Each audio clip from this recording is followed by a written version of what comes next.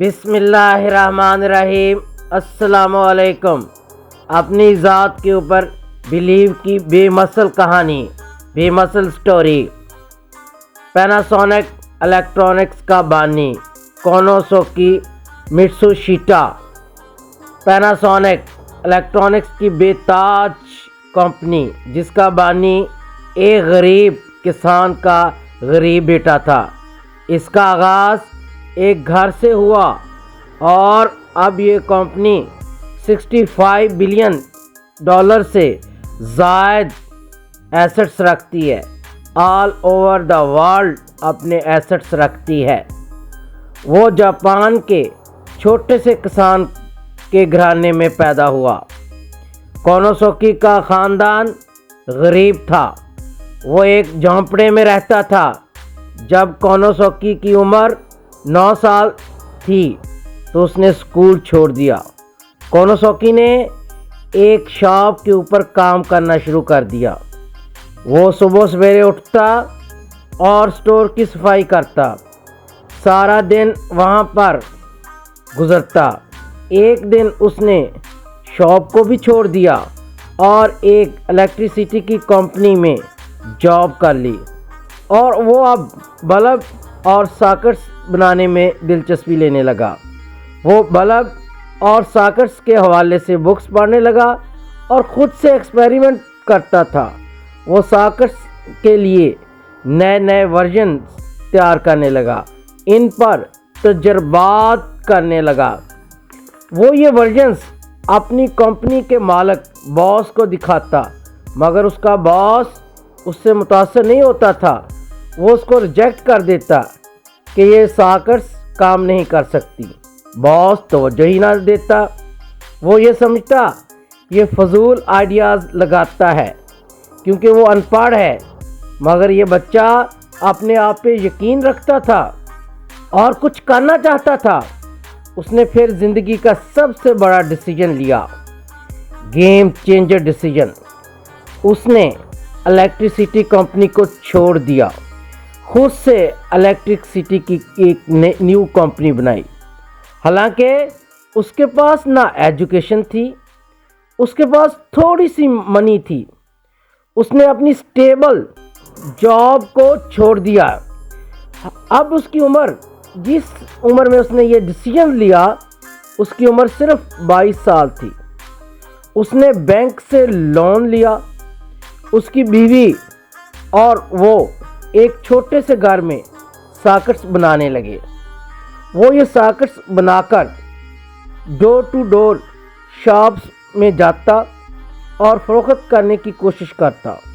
کوئی بھی دکاندار ان ساکٹس میں انٹرسٹ نہ لیتا کیونکہ وہ ساکٹس کسی برانڈ کمپنی کی نہ تھیں۔ اسی طرح مہینوں گزر گئے، مگر انہوں نے اپنا کام جاری رکھا۔ فاقوں کی نوبت آ گئی۔ اب سوچتا کام چھوڑ دوں، کام کے راج کے باوجود بھوک کا راج ہو گیا، کیا کروں؟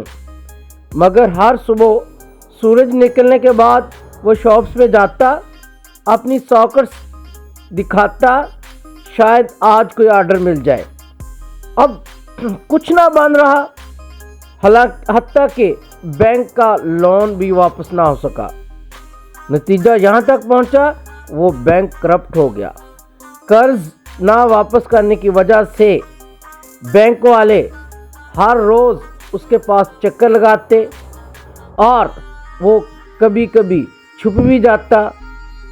بہت ہی پریشانی والے ایام تھے، مگر وہ ڈٹا رہا۔ ایک دن معجزہ ہوا۔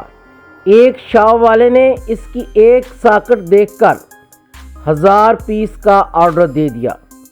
یہ ایک بڑا آرڈر تھا۔ یہ اس کے خواب کی طرف ایک بڑا قدم تھا۔ پھر آرڈر پر آرڈر ملنے شروع ہوئے۔ پھر اس کا خواب حقیقت بننے لگا، معجزے پہ معجزہ ہونے لگا۔